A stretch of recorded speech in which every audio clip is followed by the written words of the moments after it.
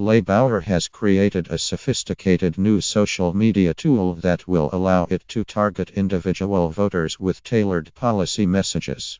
The party's campaign's chief has told The Guardian.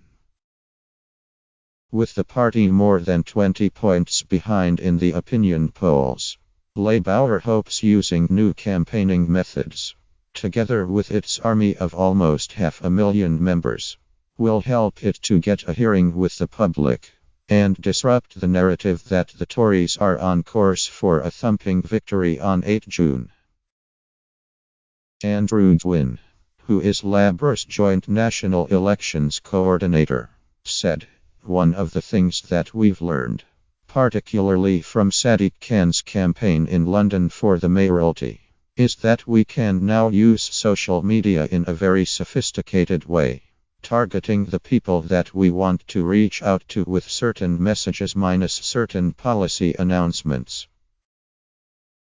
The new tool called Promote is linked with Labour's voter database. "We can identify specific people in a constituency that candidates will be able to target a message to," said Gwynn. He gave the example of so-called WASPy women minus those born in the 1950s, whose state pension age has been changed. "We can now, using Promote, identify the WASPy woman in a particular constituency, and we can let them know what Labour's policies are." The Conservatives used targeted advertising on social media heavily during the 2015 general election campaign, and the Leave campaigns in last EU referendum attributed their success partly to their use of online messaging. Gwynn said, "This is probably the first election where social media will probably have a significant impact."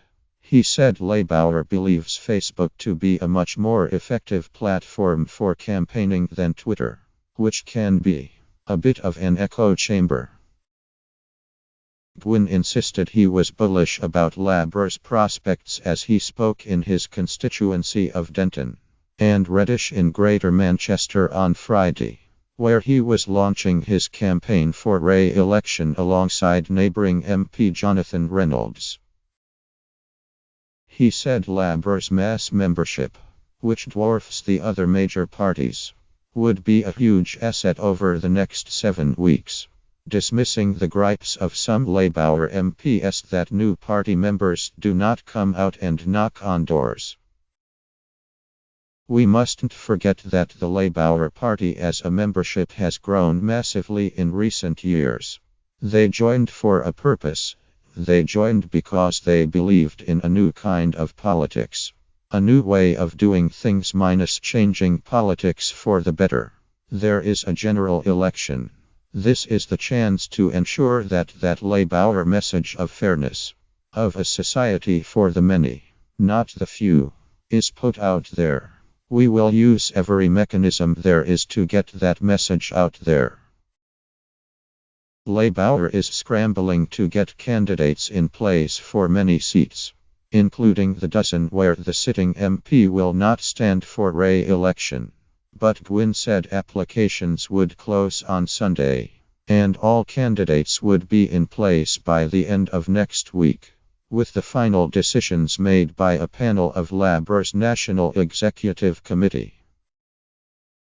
The situation is that the NEC have now decided a timetable for fast-tracking selections because we can't go through the normal process because of the closeness of the poll, Gwynn said.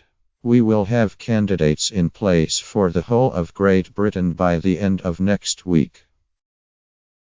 He said shadow cabinet ministers would be spread across the country campaigning on Flying Start Saturday. Despite fears that Labour could be on course for its worst general election performance since 1935, Gwynn insisted the party was not simply fighting a defensive campaign, but was determined to gain seats. Jeremy Corbyn spent Friday campaigning in the key swing seat of Cardiff North, where he said voters should draw inspiration from the party's Welsh history. The Labour leader praised the community spirit of mining communities and said, "The principles of the National Health Service were born in the valleys of Wales. We are a party of hope and opportunity for everybody." Corbyn set his goals for Flying Start Saturday, saying, "We're asking Labour Party members to get out on the streets. And we're hoping to get 1 million leaflets delivered in one day. The message is fairly simple. We've had enough of this Tory government. Enough of the inequality and injustice that goes with it, and we offer something very different.